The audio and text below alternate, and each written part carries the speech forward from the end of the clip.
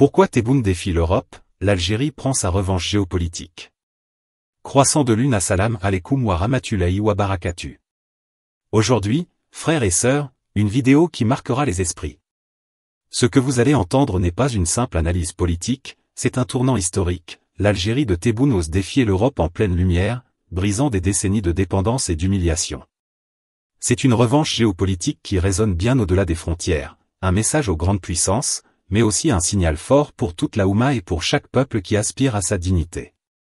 Signaux de tension ici, nous ne parlons pas seulement de pétrole, de gaz ou d'accords commerciaux. Nous parlons d'honneur, de justice, et de la place qu'un pays musulman revendique enfin sur la scène mondiale. Chaque mot que vous allez entendre est une arme de vérité face à l'arrogance des puissants. Index revers pointant vers la droite blanc frères musulmans, politiciens, chercheurs, auditeurs, ce message vous concerne tous, l'heure est venue de comprendre pourquoi l'Algérie s'impose aujourd'hui comme un acteur incontournable. Feu soutenez cette vérité, partagez-la partout, commentez avec force, et abonnez-vous pour que cette voix atteigne chaque maison, chaque cœur, chaque décideur. Plus vous êtes nombreux à liker et à diffuser, plus la vérité franchira les frontières que d'autres veulent nous imposer. Les caméras s'allument, les projecteurs balayent une salle diplomatique où le silence pèse plus lourd qu'un discours. Sur l'estrade, Abdelmadjid Tebboune fixe son auditoire avec une froideur calculée. Devant lui, des représentants européens, attentifs mais crispés, savent que chaque mot qui va sortir de sa bouche peut déclencher une onde de choc.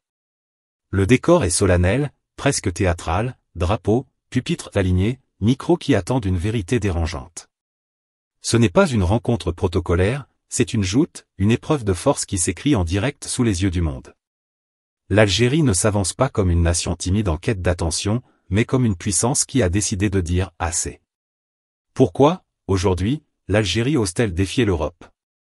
Pourquoi Tebboune, dans un moment d'une rare intensité, choisit-il de briser la façade polie de la diplomatie pour affronter directement ceux qui, depuis des décennies, considéraient le pays comme une simple pièce secondaire de leur échiquier géopolitique? Cette audace n'est pas née d'un coup de colère. Elle est le fruit d'un long chemin, d'une rancune historique, d'un désir de revanche mûri depuis l'indépendance et nourri par les humiliations, les crises et les rapports de force inégaux. Le suspense est total. Les Européens, dépendants de l'énergie algérienne, savent que la moindre phrase peut ébranler leur sécurité énergétique. Les Africains, eux, observent avec une fascination discrète, un pays du Sud ose lever la voix et bousculer l'ordre établi. Ce moment n'est pas une parenthèse, il est peut-être le début d'une fracture, d'un basculement. Car l'Algérie ne cherche plus à plaire ni à quémander, elle impose, elle exige, elle rappelle au monde que son poids est réel. Et si, derrière cette posture de défi, se cachait bien plus qu'un simple discours politique? Et si l'Algérie tenait enfin sa revanche historique sur le vieux continent? Le poids du passé colonial. Pour comprendre pourquoi Abdelmadjid Tebboune ose aujourd'hui défier l'Europe, il faut revenir à l'ombre longue du passé colonial, un héritage encore brûlant dans chaque fibre de l'identité algérienne. Pendant 132 ans, l'Algérie a vécu sous le joug de la colonisation française, arrachée à sa terre, privée de ses droits, contrainte à une dépossession brutale de sa culture et de sa dignité. Cette histoire a marqué au fer rouge la mémoire collective, villages incendiés, populations déplacées, répression sanglante, et surtout cette guerre d'indépendance, déclenchée en 1954, où des milliers d'hommes et de femmes se sont sacrifiés pour que le mot « liberté » cesse d'être un mirage. L'indépendance conquise en 1962 n'a pas effacé les blessures, elle les a gravées comme un rappel éternel, l'Algérie n'a jamais été donnée, elle a été reprise par le sang. C'est cette mémoire qui continue de nourrir les tensions avec l'Europe. Pour Alger, chaque décision européenne, chaque pression économique ou diplomatique, résonne comme une tentative de renouer avec une domination passée. La France, en particulier, reste au centre de ce rapport ambigu, partenaire économique incontournable, mais aussi ancien colonisateur, dont l'image est encore associée à la souffrance et à l'humiliation. Cette dualité crée un climat où la méfiance est permanente. Lorsque Paris parle de « coopération », beaucoup d'Algériens y entendent encore l'écho de la colonisation. Lorsque Bruxelles exige des réformes, certains y voient une nouvelle forme de tutelle, une ingérence maquillée par le langage de la démocratie ou des droits de l'homme. Face à ce poids du passé, l'Algérie a construit une fierté nationale forgée dans la résistance. Le récit de l'indépendance, les martyrs de la guerre, les figures héroïques de la Révolution, tout cela nourrit un sentiment puissant, jamais plus le pays ne pliera devant une puissance étrangère. Cette fierté n'est pas seulement populaire, elle est devenue une doctrine politique. Chaque président algérien, à sa manière, a entretenu cette flamme de souveraineté, mais Tebboune l'a transformée en un discours frontal et sans ambiguïté. À plusieurs reprises, il a rappelé que l'Algérie n'est pas une colonie et qu'aucune capitale européenne n'a le droit de dicter sa conduite à Alger. Ces phrases ne sont pas de simples slogans, elles réactivent la mémoire collective, elles résonnent comme des coups de poing symboliques adressés à ceux qui voudraient encore voir l'Algérie comme une nation dépendante. Ce passé colonial est devenu une arme diplomatique dans les mains de Tebboune. Chaque fois qu'il se dresse face à l'Europe, il ne parle pas seulement en tant que président, il incarne les cicatrices d'un peuple, il rappelle que la domination a eu un coût, et que ce coût interdit désormais toute soumission. Dans les discours, dans les négociations, dans ses rapports avec Paris, Madrid ou Bruxelles, la référence à la colonisation plane toujours, comme un garde-fou et comme une justification. Pour les Algériens, défier l'Europe n'est pas un simple choix politique, c'est une continuité historique, celle d'un pays qui a appris, dans la douleur, que sa dignité ne se négocie pas. Ainsi, derrière chaque confrontation contemporaine, derrière chaque bras de fer énergétique ou diplomatique, il y a ce passé colonial qui murmure encore. Un passé qui ne s'efface pas, mais qui se transforme en moteur. L'Algérie, marquée par l'épreuve, a fait de son histoire une obsession, ne plus jamais se plier, ne plus jamais céder, et rappeler à ceux qui l'écoutent que le temps des colonies est révolu. Mais que reste-t-il à l'Europe, face à cette mémoire toujours vivante, sinon l'obligation de composer avec une Algérie qui a décidé de faire de son passé un levier pour son avenir? L'arme énergétique, le gaz comme levier contre l'Europe. Le véritable nerf de la guerre entre l'Algérie et l'Europe ne se situe pas seulement dans les discours enflammés ou les mémoires blessées, mais dans une arme silencieuse et redoutable, l'énergie. Depuis la guerre en Ukraine et la rupture progressive entre l'Europe et la Russie, le vieux continent s'est retrouvé brutalement dépendant d'autres fournisseurs pour alimenter ses usines, chauffer ses foyers et maintenir son économie sous tension. Or, l'Algérie, troisième fournisseur de gaz naturel de l'Europe après la Norvège et la Russie avant la crise, s'est retrouvée propulsée au rang de pivot énergétique. Cette position stratégique n'a pas échappé à Abdelmadjid Tebboune, qui a compris que pour la première fois depuis des décennies, l'Europe avait plus besoin d'Alger que l'inverse.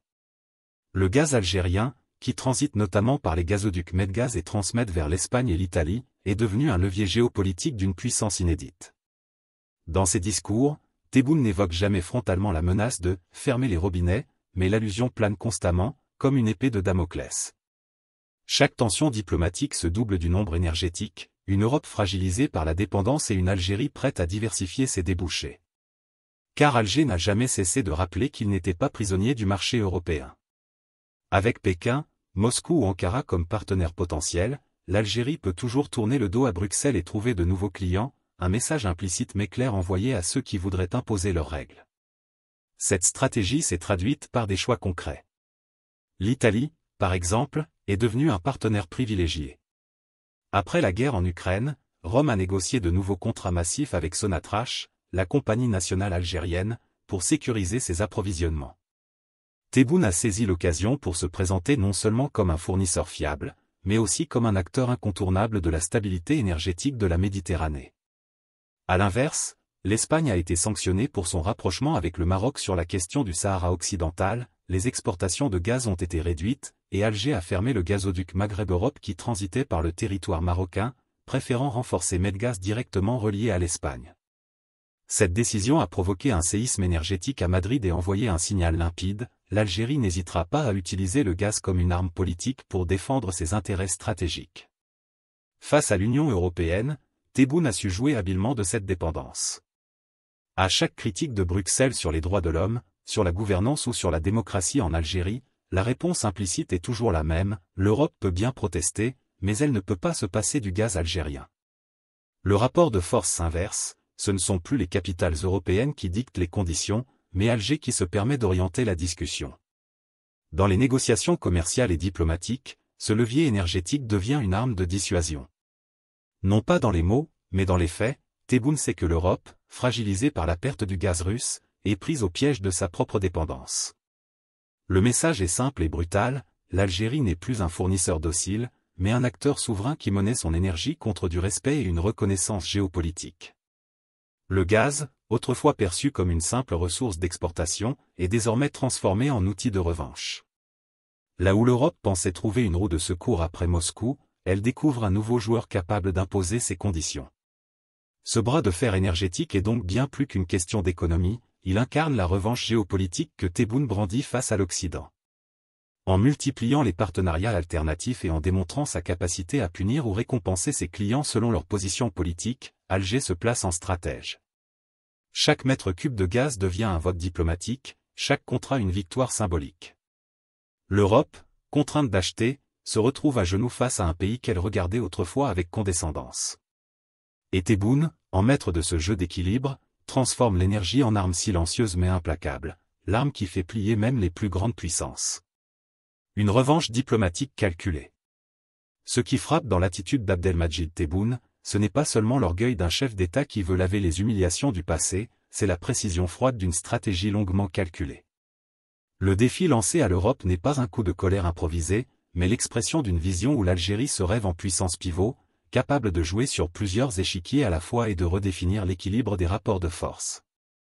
Tebboune sait que le monde actuel est en recomposition, que l'Occident ne détient plus l'exclusivité des leviers de puissance, et il a choisi d'inscrire Alger au cœur de cette redistribution des cartes. Au nord, l'Algérie reste indissociable de l'Europe. Ses gazoducs traversent la Méditerranée, ses relations économiques sont profondément imbriquées avec celles de Rome, Madrid ou Paris. Mais Tebboune transforme cette dépendance mutuelle en outil de pression, l'Europe a besoin de son gaz, de son marché et de sa stabilité régionale. Cette nécessité devient la première pièce de son échiquier. À l'est, l'Algérie multiplie ses ouvertures vers le Moyen-Orient et l'Asie, renforçant ses liens avec la Turquie, la Chine et surtout la Russie, qui voit en Alger un partenaire fiable dans le Maghreb et une voix influente au sein du monde arabe. Moscou a d'ailleurs intensifié sa coopération militaire avec l'Algérie, multipliant les manœuvres conjointes et les contrats d'armement. Pékin, de son côté, considère Alger comme une porte d'entrée stratégique en Afrique du Nord pour sa nouvelle route de la soie. Au sud, l'Algérie étend son influence en Afrique. Tebboune a compris que l'effritement des présences occidentales au Sahel, après le retrait français du Mali et les tensions grandissantes au Niger et au Burkina Faso, ouvrait une fenêtre historique. Alger se positionne comme médiateur et protecteur des régimes voisins, tout en se présentant comme une alternative crédible à l'ingérence occidentale. En soutenant certains processus de transition ou en offrant son aide logistique, l'Algérie tisse une toile d'influence dans une région en quête de nouveaux alliés. Le cas du Mali est révélateur, malgré les tensions, Tebboune n'a jamais renoncé à projeter Alger comme acteur incontournable de la stabilité sahélienne, quitte à s'exposer aux accusations de manipulation. Cette diplomatie triangulaire Europe, Afrique, Moyen-Orient est la véritable revanche de Tebboune. Elle repose sur une conviction, l'Algérie ne doit plus être enfermée dans un rôle de simple fournisseur énergétique ou de pays tampon contre le terrorisme. Elle doit apparaître comme un acteur global, capable de dialoguer avec Moscou comme avec Pékin, de traiter avec Rome comme avec Bamako, et d'imposer ses conditions à Paris comme à Bruxelles. En diversifiant ses alliances, Tebboune réduit la marge de manœuvre de l'Europe, qui ne peut plus la considérer comme un partenaire captif.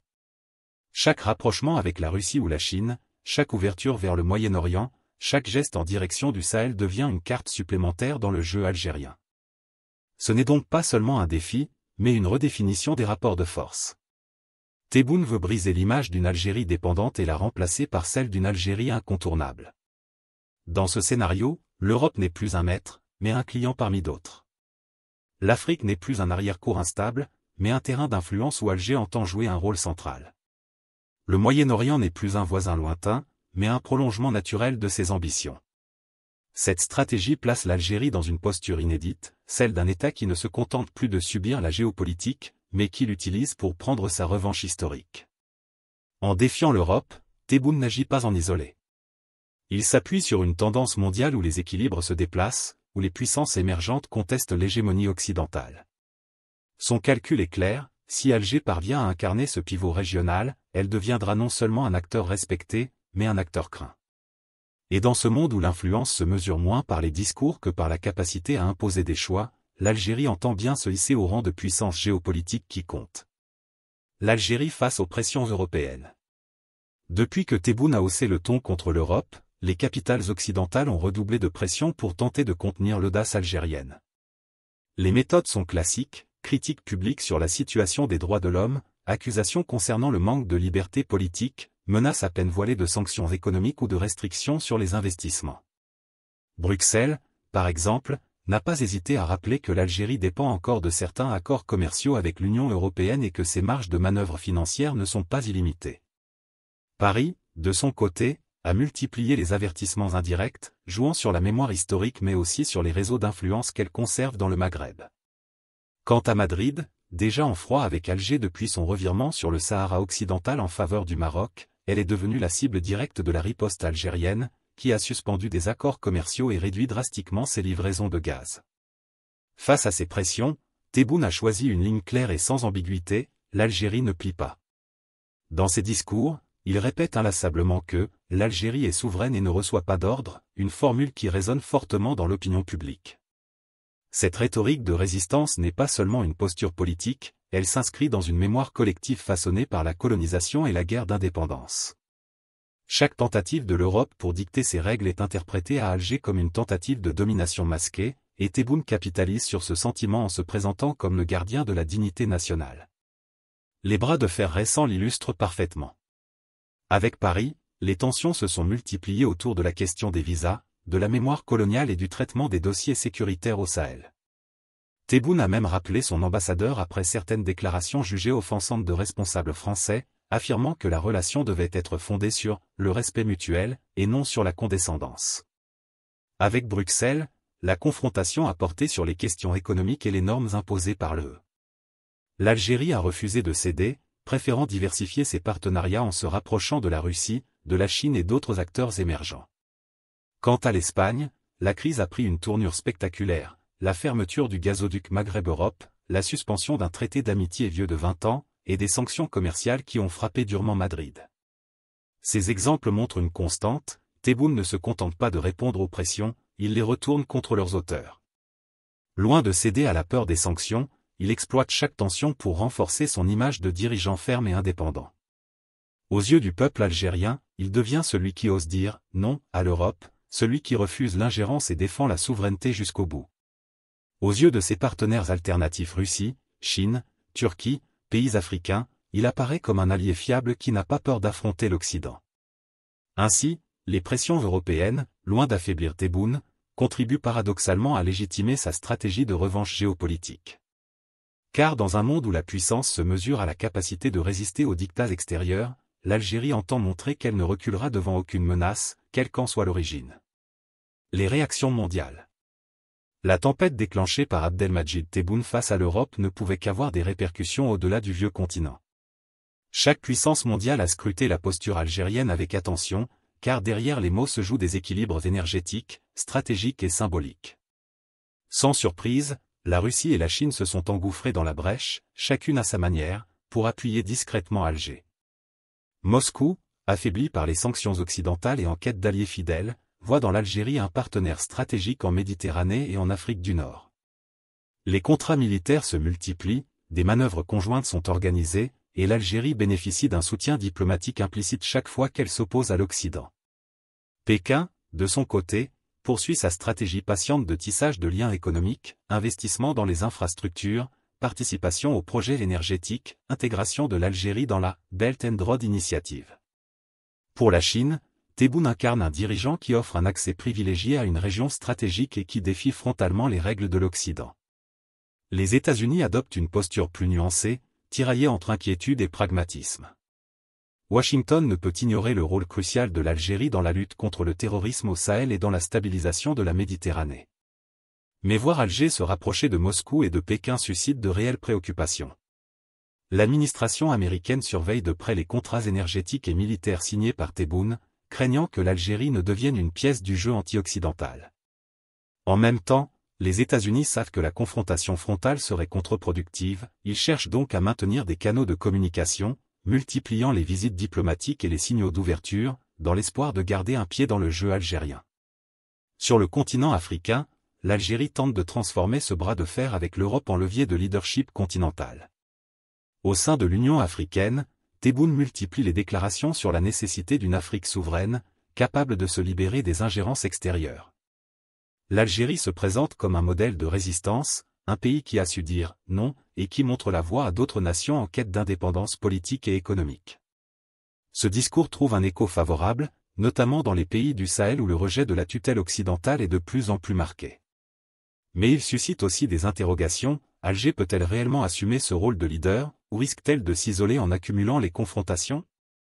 Les médias internationaux, quant à eux, oscillent entre fascination et inquiétude. Pour certains, Tebboune apparaît comme le symbole d'une Afrique nouvelle qui refuse de se plier aux anciens équilibres. Pour d'autres, il est l'incarnation d'un populisme risqué, capable de mettre en danger des partenariats vitaux.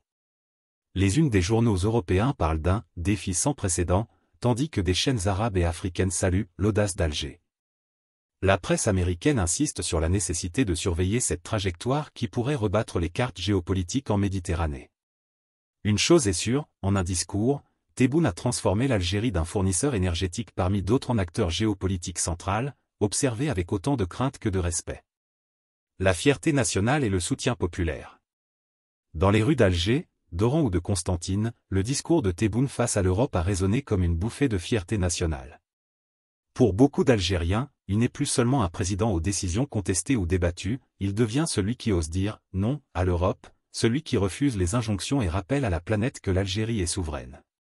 Dans les cafés, sur les marchés, dans les universités, les discussions s'animent autour de cette posture, on évoque enfin un dirigeant qui parle le langage de la dignité, un héritier de la révolution de 1954 qui ose brandir la mémoire des martyrs face aux puissants. Les réseaux sociaux ont amplifié ce sentiment.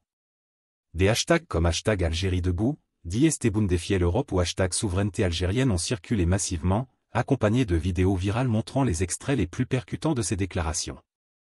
Des montages patriotiques, mêlant images de la guerre d'indépendance et extraits du discours, ont envahi TikTok, Facebook et Twitter, transformant la confrontation diplomatique en récit épique. Les jeunes, souvent critiques envers la classe politique, se sont emparés de cette séquence pour la transformer en symbole d'un réveil national. Derrière cet engouement, il y a l'idée d'une revanche historique. Depuis 60 ans, le peuple algérien attendait ce moment, voir son pays traiter l'Europe d'égal à égal, non plus en position de dominer mais en puissance respectée. Cette confrontation n'est pas seulement un bras de fer diplomatique, elle est vécue comme l'aboutissement d'un long chemin de résistance, de sacrifice et de patience. Aux yeux de nombreux Algériens, Tebboune a su incarner, le temps d'un discours, l'âme d'une nation qui n'oublie pas son passé et qui exige enfin la reconnaissance de sa dignité. Projection vers l'avenir.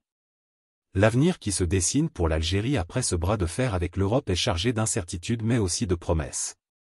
D'un côté, le pays pourrait consolider son statut de puissance régionale en s'affirmant comme un acteur incontournable de la Méditerranée et du Sahel.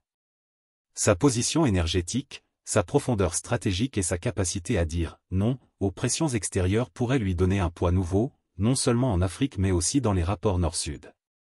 L'Algérie se placerait alors comme un pivot, capable de négocier avec l'Europe en partenaire d'égal à égal tout en se rapprochant de la Russie, de la Chine ou encore de la Turquie pour diversifier ses appuis. Mais ce choix comporte aussi des risques majeurs. Les capitales européennes, irritées par l'attitude jugée provocatrice de Tebboune, pourraient envisager des mesures de rétorsion, restrictions commerciales, ralentissement des investissements, pression diplomatique plus forte.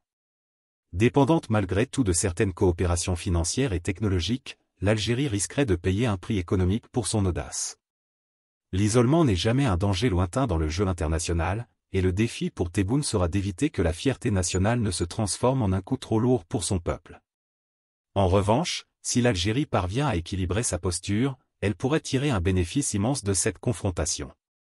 En se présentant comme un fournisseur énergétique fiable mais indépendant, en occupant une place centrale dans les affaires africaines et en diversifiant ses alliances, Alger pourrait devenir un acteur diplomatique incontournable. Ce serait alors plus qu'une revanche, une véritable renaissance géopolitique. Reste une question cruciale, l'Algérie pourra-t-elle transformer ce défi en victoire durable, ou ce moment de gloire risque-t-il de s'éroder face aux réalités économiques et aux pressions internationales? C'est dans cette réponse que se jouera l'avenir de la stratégie de Tebboune. En quelques mots tranchants et quelques gestes fermes, Abdelmadjid Tebboune a bouleversé un rapport de force vieux de plusieurs décennies. Ce qui apparaissait hier encore comme une relation déséquilibrée entre l'Europe et une ancienne colonie s'est transformé en un bras de fer assumé, où l'Algérie revendique haut et fort son indépendance et sa dignité. Les rappels au passé colonial ne sont plus seulement des blessures, mais des armes symboliques que Tebboune manie pour rappeler que le temps des humiliations est révolu. Face aux critiques, aux menaces et aux pressions, Alger ne baisse pas la tête. Elle se dresse, utilise ses ressources énergétiques comme levier, ses alliances comme bouclier, et son histoire comme moteur. Aux yeux du monde, l'Algérie n'apparaît plus comme une nation fragile ou dépendante, mais comme un acteur souverain qui ose dire « non » aux grandes puissances. Le défi lancé à l'Europe dépasse le simple cadre d'une joute diplomatique, il est l'incarnation d'une revanche, d'un renversement symbolique où le dominé d'hier impose désormais ses conditions. Pour la première fois depuis longtemps, c'est l'Europe qui doit composer avec Alger, et non l'inverse. Mais au-delà du seul cas algérien, cette scène ouvre une interrogation plus vaste. Car derrière cette confrontation se profile peut-être un basculement plus profond, celui d'un continent qui refuse d'être relégué, celui d'une Afrique qui revendique son autonomie et qui veut peser dans le nouvel ordre mondial. Et si cette revanche n'était pas seulement celle d'un pays, mais le début d'une ère où l'Afrique impose enfin ses règles au monde? Croissant de lune à l'Andulia, vous venez d'assister à une révélation claire, l'Algérie de Tebboune n'est plus spectatrice de l'histoire, mais un acteur qui ose défier l'Europe et réclamer sa place. Ce n'est pas seulement une affaire de politique ou de gaz, c'est une question de dignité, de foi et de puissance retrouvée. Si une haute tension, pose-toi cette question, si aujourd'hui un pays musulman ose relever la tête face aux géants, qu'est-ce qui nous empêche, en tant qu'Oumma, de faire de même? Index revers pointant vers la droite blanc frères et sœurs, si vous croyez que cette vérité doit se répandre, alors abonnez-vous dès maintenant pour ne manquer aucun nouveau décryptage. Likez cette vidéo pour propulser le message encore plus haut dans l'algorithme. Commentez votre avis, vos réflexions, vos prières, car chaque mot écrit ici est une pierre posée sur le chemin de la vérité. Partagez autour de vous, avec vos familles, vos amis, vos collègues, que ce message franchisse toutes les frontières et touche chaque cœur musulman, chaque auditeur, chaque décideur. Feu ensemble, faisons de cette vidéo une voix qui résonne dans le monde entier. L'Algérie se lève, et la Oumma doit l'accompagner.